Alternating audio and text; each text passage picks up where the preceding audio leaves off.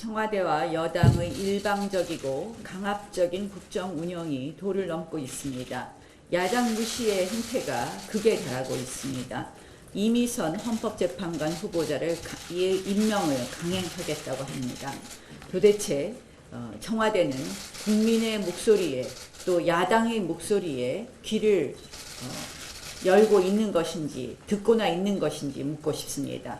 또 여당은 지금 정부와 함께 총선용 추경을 하겠다고 합니다. 재해 추경과 그리고 총선용 추경을 분리해달라는 야당의 요구를 정쟁이라고 또 폄훼하고 있습니다. 민심을 위한 그리고 민생 재해 추경을 제대로 편성해 줄 것을 다시 한번 말씀드립니다.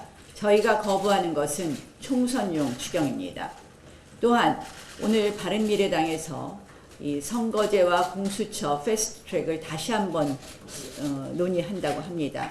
결국 민주당과 야합한 일부 바른미래당 세력이 이러한 부분을 계속해서 추진한다면 저희로서는 이러한 국회에 있어서 더 이상 국정에 협조할 수 없음을 분명히 말씀드립니다.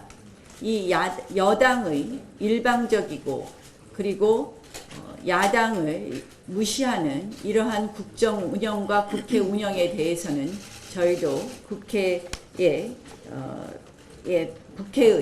파탄의 길로 이를 수밖에 없고 그 파탄의 책임은 여당에게 있다는 점을 다시 한번 말씀드립니다.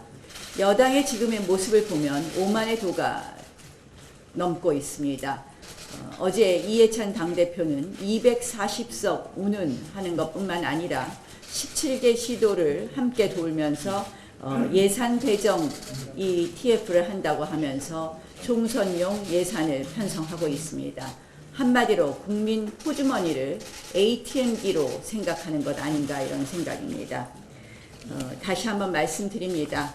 여당의 일방적이고 강행적인 이러한 국정 운영에 대해서 이 모든 것을 강행할 경우 국회는 파탄의 길로 갈 수밖에 없고 그 파탄의 책임은 여당에게 있음을 다시 한번 말씀드립니다.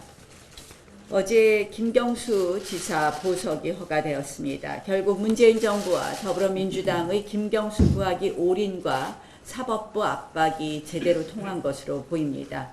결국 국민의 사법부 공정성에 대한 국민들의 이런 우려, 그러한 걱정은 점점 커지고 있습니다. 김경수 지사를 보석한 것은 법률적으로 보아서도 굉장히 납득하기 어려운 부분이 있습니다. 아시다시피 드루킹 특검은 반쪽짜리 특검이었습니다. 드루킹 재특검이 필요한 부분은 모든 국민이 알고 있습니다. 그런 와중에 김경수 지사를 보석 허가한다. 이것은 증거를 인멸해라 하는 것과 다름없다고 생각을 합니다. 따라서 앞으로 특검의 재판 준비와 추가 증거 보강은 더욱 어려울 것으로 보입니다. 결국 수사는 물론 재판 과정에서도 김경수 지키기 외압이 진행되고 있다고 볼 수 있습니다. 어제 이런 보석 허가 결정을 보면서 이 차베스 정권의 베네수엘라 사법부를 생각했습니다. 이 베네수엘라가 이러한 좌파 독재의 길을 가는 데의 정점은 결국 사법부를 끊임없이 압박해서 차베스 정권의 하수인으로 만든 것이었습니다.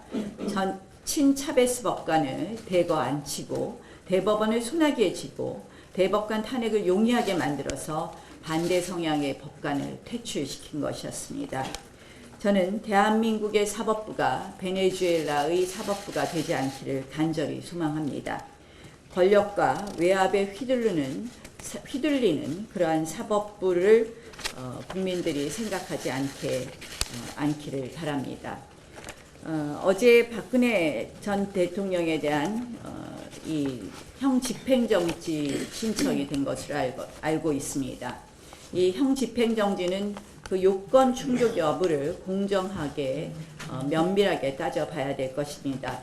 또한 그 요건 충족뿐만 아니라 국가 발전과 국민 통합의 시각에서 이번 신청의 건을 합리적으로 심의해 줄 것을 요청합니다. 원전 해체 산업을 지금 어제 논의했습니다. 문재인 정부의 탈원전이 가져온 부작용이 매우 심각합니다. 탈원전은 말 그대로 국가 경제를 병들게 하는 바이러스입니다.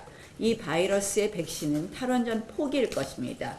그런데 어저께 갑자기 튀어나온 것이 홍남기 경제부총리가 원전 해체 산업 육성론을 이야기했습니다. 기본적으로 시장 전망 자체도 불확실하고 원전 해체 산업이 결국 원전 산업과 비교했을 때 산업 규모도 비교할 수가 없습니다. 결국 이 원전 해체 산업에 뛰어들겠다고 하는 것은 손에 스마트폰 들고서 공중전화 찾으러 다니는 꼴 아닌가 이런 생각을 합니다. 원전 해체를 논하기 전에 탈원전 해체를 논하십시오. 탈원전이야말로 경제 해체, 산업 해체에 뛰어드는 것입니다.